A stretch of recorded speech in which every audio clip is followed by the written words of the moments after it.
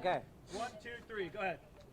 All right, good evening, everyone. I'm Randy Clarke, the General Manager of Metro. Just want to join you all and give you some briefings of where we are for service today, going into tomorrow. First, I want to thank all of the Metro customers for their patience. Obviously, it's been a big storm, lots of sleet, lots of ice. Really appreciate everyone's patience as we work with our partners to clean up. Speaking of partners, I want to thank our partners. We're here in the District of Columbia Heights, so DDOT, DPW, but all the region, Montgomery County, Prince George's, and all of our Northern Virginia partners doing a great job collaborating, coordinating on getting snow and ice removed and trying to open up the streets so we can continue to run more service. I want to especially thank Team Metro, some of the members behind me that are doing a fantastic job. These individuals are from facility teams cleaning up here, kind of the sidewalk outside of Columbia Heights. We have thousands of employees that have been mobilized for preparation and response. Away from their families, some staying in hotels, some sleeping at divisions, have just done a really great job, and I just want to take a moment and thank them. Yesterday is a good example of the value of Metro to this region. Even during the storm yesterday, we still moved over 60,000 people on the system. And yeah, it was really important for people to stay home, but that shows you we get people to hospitals, we get people, police, firefighters, other critical services to get to work so people can now go get groceries or out to medical appointments as soon as the storm's over. So I wanted to mention that. Today, we were really trying to ramp up service throughout the day. Rail, we're running a pretty decent headway overall, kind of run a little bit more like a weekend service, not as good as we want on weekend, but generally to get people around. On the bus side, we continue to grow service throughout the day. Want to announce that at 12 o'clock tonight we'll be stopping rail and bus service. So rail does stop at 12 normally on a Monday, but bus service will stop at 12. We will have no overnight bus service in our 24-hour network tonight. We need time to get with our partners to get the roadways cleaned up and get our staff in to try to run better service tomorrow. So starting tomorrow, we on rail first. So we're going to do a 6 a.m. start tomorrow. So again, 6 a.m., not 5 a.m. Our goal is to run weekend service, so that should range between 15 and 30-minute headways.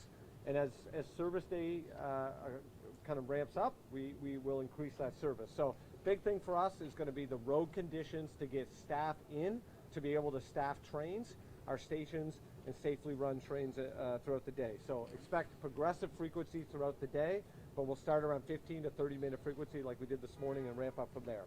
On the bus side, at 4:30 in the morning, we are going to announce what service we're going to run starting at 6 a.m. So again, bus will start at 6 a.m., not 5, and at 4:30, we'll give more granular information. But it's going to be a lot like what we did today. We're currently running almost 20 routes. Those key routes we expect to go first thing in the morning, and then we're going to continue to add routes from there and frequency on those routes. Our goal is to ramp up towards a normal weekday service without all this school and some of our commuter-specific trips, but we are going to do our best to put out as much safe service as we can tomorrow, ultimately with the goal for bus to run as close as we can to a full normal day on Wednesday and ideally supporting schools if it's back on Wednesday. On Metro Access, we're going to run every life-sustaining trip, and life-sustaining to us means things like dialysis, cancer treatments like we did today and yesterday during the storm, all day tomorrow. But on Metro Access, we're going to start trying to do regular Metro Access service after 8 a.m.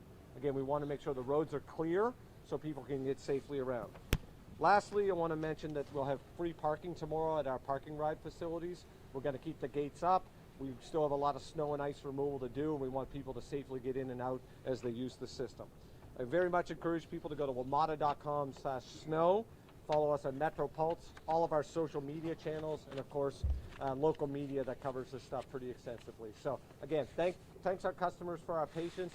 We are slowly but surely ramping up, recovering from this storm, and thank you to all of the great staff at Metro and all of our partners. Just great work you're doing out there to bring everyone back to normalcy. Thank you. Happy to take any questions you might have. It seems like the bar is pretty high to like completely shut down a metro system, and you guys never had to do that on trains or well, I guess overnight you had to cancel the bus service just to give the crews a little bit of time to clear the roads. But it seems like the bar is pretty high to completely cancel everything. Yes, there's no question. I mean, our customers rely on us. Look at that. Yesterday, during a pretty serious storm, we still had over 60,000 people on the service, and that's with everyone telling people to stay home. So you know, we have people that work at hospitals or grocery stores and things of that nature. This is a very urban environment in our region, and Metro, I think it shows you the value of Metro as a system. We obviously will only run service when we think it's safe, so we had employees, we put them up at hotels in the region. Some people came in and did all these extra shifts. We have people that could walk. We did everything we can to run safe service, and we're building it up, and expect tomorrow to build up more. Wednesday, hopefully back to more normalcy from there. And just as we're starting to dig out of this storm, we get the news that there's going to be more stuff on Saturday. Don't jinx us. Way too far out until National Weather Service says something on maybe Thursday morning.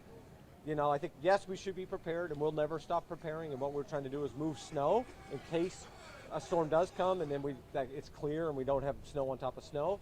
But listen, we still got a lot of winter left here. We probably got a good solid 5 weeks of winter left, unfortunately 4. So let's hope, we always say we prepare hard and hope for the best. So. What is the main thing you want a rider to know about Metro in winter, especially winter weather? Yeah, be aware, pay attention, be patient. We are doing everything we can to deliver service for the community. And I think people have done that. I'm really impressed by, I think, the amount of patience people have had. Obviously that wanes day after day, but if you could just be patient, follow social media, follow our Metro Pulse, give real-time information. We're going to continually safely deliver more service out as it becomes available with roadway conditions and staff availability.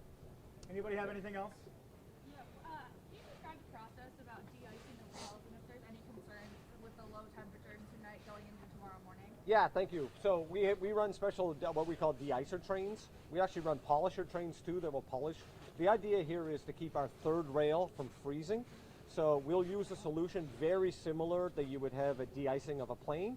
And what our trains will do, they'll run, put a little bit of a coating across our third rail. That will help prevent freezing. And we'll run that, you know, every 20, 30 minutes, depending. We're also going to store all of the trains that we can fit in the inside tunnels today and in our shops. So that's maybe about 50% of what we might need for service tomorrow, give or take. That'll keep the trains. All the trains in the yard, we're going to turn them on, cycle them all night long. We're expecting potentially one of the coldest days in the history of DC tomorrow. So we're doing everything we can to keep kind of the infrastructure in our vehicles as warm and kind of exercise as possible. And you mentioned that some of the parking lots still have some more snow to be cleared. What about the entryways to all of the Lamada stations? Have those been shoveled out? Yeah, we certainly have all of our crews out there. So I would say all the stations are accessible.